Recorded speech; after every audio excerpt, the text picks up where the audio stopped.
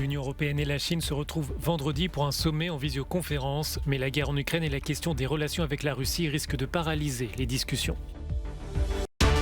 Devant le Parlement belge, le président ukrainien demande plus de soutien pour combattre la Russie. Il appelle aussi la Belgique à ne pas s'arc-bouter sur ses intérêts. Les pays européens refusent de payer en roubles les livraisons de gaz russe comme demandé par Vladimir Poutine et alors que la mesure entre en vigueur ce vendredi.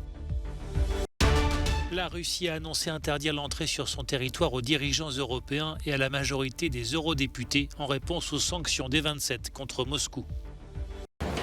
La guerre en Ukraine sera un sujet décisif lors du sommet vendredi entre l'Union européenne et la Chine. Les responsables se retrouveront en visioconférence pour la première fois depuis 2020. La détermination de Pékin à vouloir travailler avec la Russie risque d'atténuer les espoirs européens de voir une neutralité chinoise. Je ne vois pas, sans surmonter ce point, comment il est possible d'avancer ou de progresser sur d'autres questions.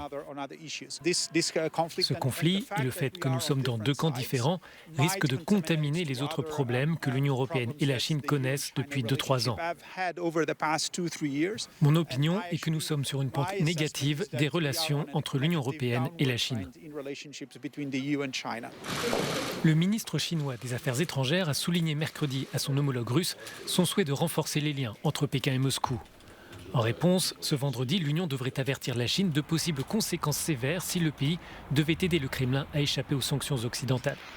Dans ces conditions, des incertitudes planent sur la publication d'une déclaration conjointe.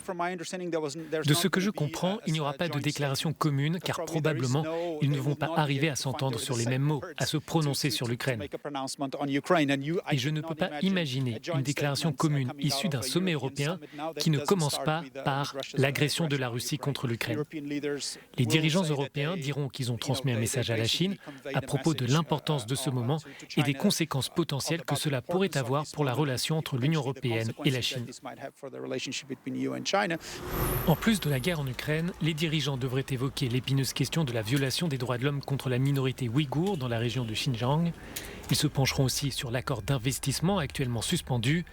Les deux partenaires se sont entendus sur ce texte en décembre 2020, mais il n'a jamais été ratifié après les sanctions chinoises contre des eurodéputés.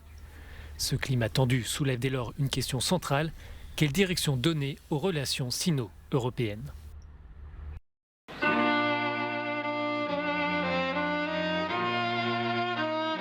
L'hymne ukrainien résonne dans le Parlement belge lors d'une session plénière pour écouter l'intervention du président ukrainien. Volodymyr Zelensky appelle la Belgique à aider son pays plutôt que de préserver certains liens avec la Russie. Il cite en particulier le commerce de diamants. Vous pouvez faire plus pour nous débarrasser de l'occupant et pour remporter une paix précieuse. Je pense que la paix a beaucoup plus de valeur que les diamants. Le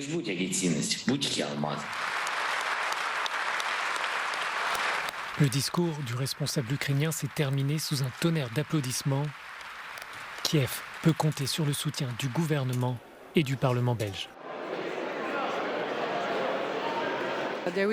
Dans les paquets de sanctions, il y a déjà quelque chose sur les diamants et la Belgique n'a jamais été contre n'importe quelle sanction proposée par la Commission européenne. Nous n'avons pas de tabou. Mon message, il est très clair. Le Kremlin et le régime de Vladimir Poutine n'achètera pas le silence et l'inaction de la Belgique à coups de diamants, de pétrole ou de gaz. Toutefois, ce soutien ne prendra pas la forme d'une intervention dans le conflit, souligne le Premier ministre Alexander De Croo. Mais les autorités belges comptent aider Kiev autant que possible et pas uniquement en matière d'accueil des réfugiés. Nous avons été dans les premiers pays à envoyer du matériel militaire, du matériel médical, du matériel humanitaire. Nous venons de décider il y a une semaine de l'envoi de matériel complémentaire. Volodymyr Zelensky a réussi dans son discours à toucher l'âme de la Belgique. Le dirigeant ukrainien a ému son auditoire lorsqu'il a comparé les combats actuels à Mariupol à la bataille sanglante d'Ypres en 1915 en Flandre, qui a opposé les Alliés à l'armée allemande. Les bombes continuent de tomber dans la région de Kiev malgré l'annonce russe d'une désescalade. Cela n'a pas empêché les troupes ukrainiennes de reprendre le contrôle de la ville de Koukari après 2 semaines d'occupation et de celle aussi de Trostianets, près de Soumy, où le passage des troupes russes a laissé des traces. J'ai 8 cousins qui vivent en Russie.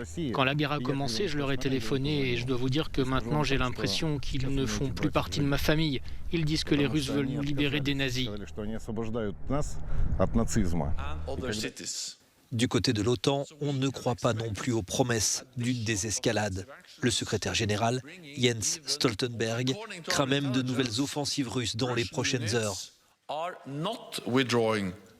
D'après nos renseignements, les unités russes ne se retirent pas, mais plutôt se repositionnent. La Russie essaie de se regrouper, de se réapprovisionner et de renforcer son offensive dans la région du Donbass.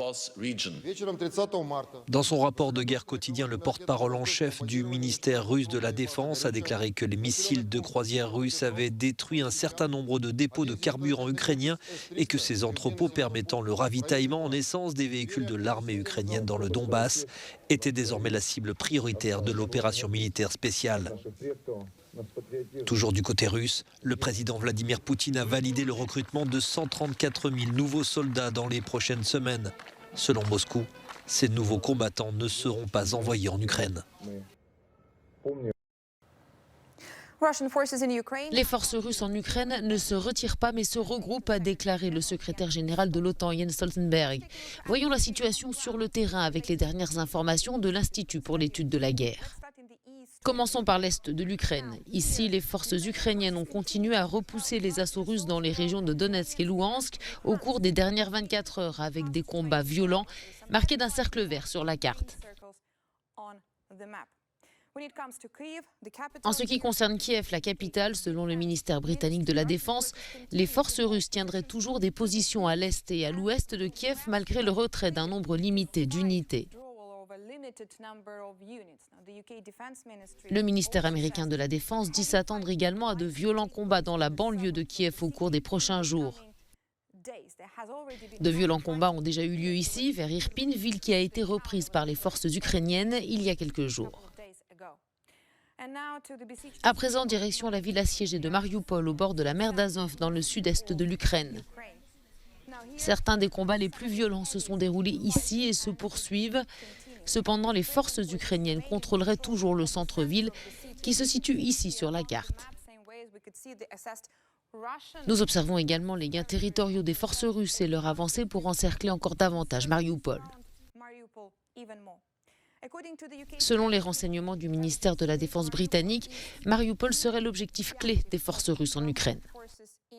Pendant ce temps, Volodymyr Zelensky a déclaré que l'Ukraine se prépare à une nouvelle offensive russe dans l'est du pays. La Russie ne fait pas la charité et suspendra donc les contrats de fourniture de gaz des pays dits inamicaux si ces derniers ne payent pas en roubles. La mesure entrera en vigueur dès ce vendredi, annonce claire, nette et précise du président russe, dont l'objectif est de lutter contre les risques liés aux sanctions occidentales conséquences de la guerre en Ukraine. Des risques qui sont pour nous inacceptables, a dit Vladimir Poutine.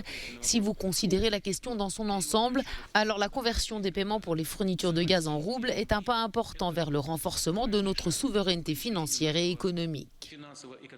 L'Allemagne et la France ont dit se préparer à un potentiel arrêt des importations de gaz russe. Les pays européens ayant assuré qu'ils continueraient à payer en euros et en dollars, comme cela est écrit dans les contrats. Et au final, cela devrait rester possible. Les consommateurs de gaz russe devront en fait effectuer une opération de change en Russie, c'est-à-dire payer leur gaz en devises étrangères par l'intermédiaire d'une banque russe qui convertira l'argent en roubles.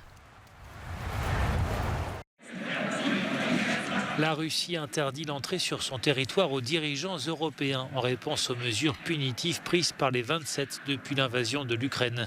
Dans un communiqué, le ministère russe des Affaires étrangères précise que les restrictions s'appliquent aux plus hauts dirigeants de l'Union européenne ainsi qu'à la vaste majorité des députés du Parlement européen qui font la promotion de politiques anti-russes. Fin de citation.